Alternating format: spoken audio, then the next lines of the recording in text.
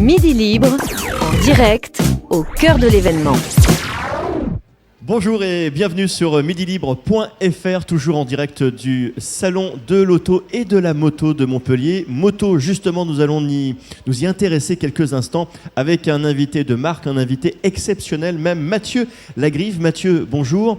Vous êtes un des 3 meilleurs pilotes aujourd'hui français. On ne va pas énumérer tout votre palmarès tellement il est long, mais en quelques mots, triple champion du monde en endurance de 2005 à 2007, champion de France de multiples fois, recordman des secondes places aux 24 heures du Mans, ça on avait dit qu'on n'en parlait pas, et puis surtout cette saison se finit en apothéose puisque vous avez remporté sans doute la course la plus prestigieuse pour un public français, le Bol d'Or. C'était il y a quelques mois, quelques semaines au Castellet. Merci en tout cas beaucoup d'être parmi nous. Qu'est-ce que vous retenez de cette saison qui vient de se terminer?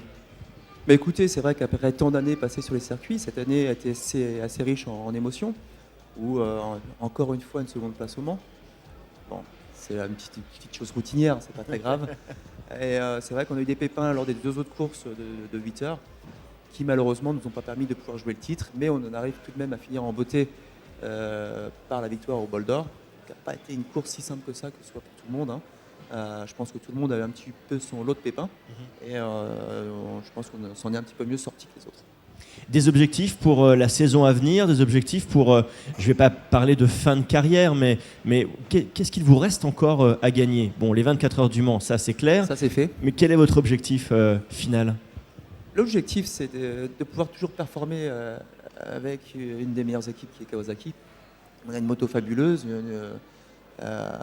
voilà, d'ailleurs, grâce à Kawasaki Montpellier, je suis ici avec vous aujourd'hui pour pouvoir en parler.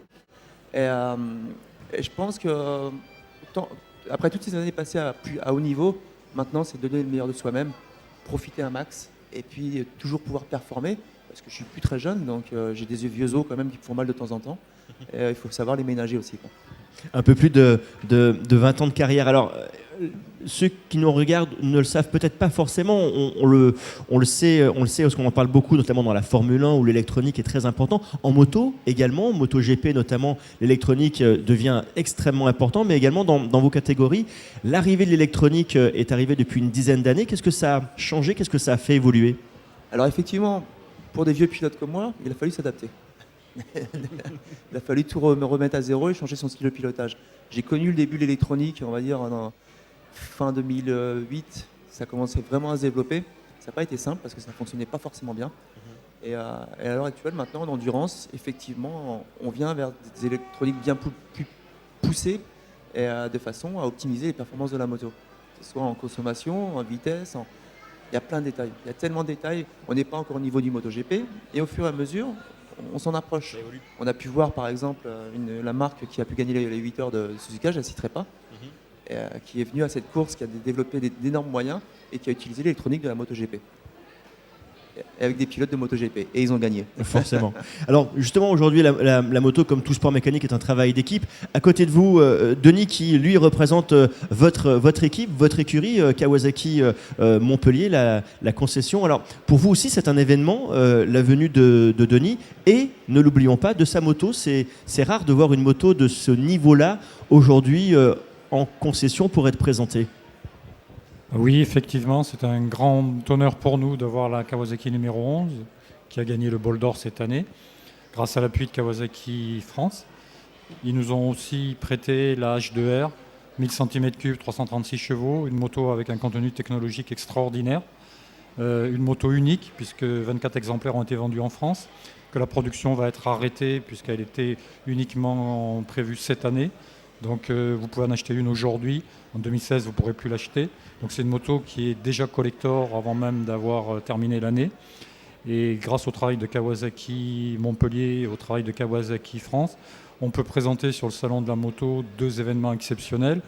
La Kawasaki numéro 11 et la venue de Mathieu Lagrive, pilote officiel du team Kawasaki Endurance SRC. Et la Kawasaki H2R, qui est la vitrine technologique de Kawasaki avec des technologies extraordinaires développées dessus.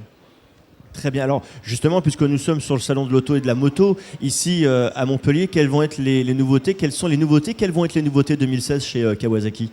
Alors, chez Kawasaki en 2016, nous attendons une nouvelle ZX 10R la moto qui sert de base à la moto d'endurance du team Kawasaki SRC, donc que Mathieu aura le plaisir de piloter l'année prochaine. Donc la nouvelle Kawasaki d'Isère va être homologuée Euro 4, ça veut dire qu'elle va rentrer en France en full, 200 chevaux. Et on attend aussi un nouveau ZZR 1400, homologué aussi Euro 4, à 200 chevaux. Donc le ZZR, c'est 1400 cm3, c'est beaucoup d'électronique, le ZX10 aussi. Il y a de plus en plus d'électronique aussi sur les motos de route. Et donc ce sont les 2 nouveautés majeures pour l'an prochain, plus toutes celles que Kawasaki ne nous a pas encore développées et qui nous seront présentées au Salon de Paris sur le stand Kawasaki. Denis, je vous remercie beaucoup. Mathieu, merci infiniment. Bonne Merci saison à vous. 2016, parce que là pour l'instant c'est repos. C'est Enfin, repos, c'est on va chercher les partenaires et on c'est fait le l'hiver, tour. on cherche les partenaires, c'est la période un peu plus pénible pour nous, parce qu'on s'ennuie, on fait pas de moto. Merci en tout cas de votre venue et merci de votre venue Merci à sur ce salon. À très bientôt sur midilibre.fr pour d'autres infos. Midi Libre, en direct, au cœur de l'événement.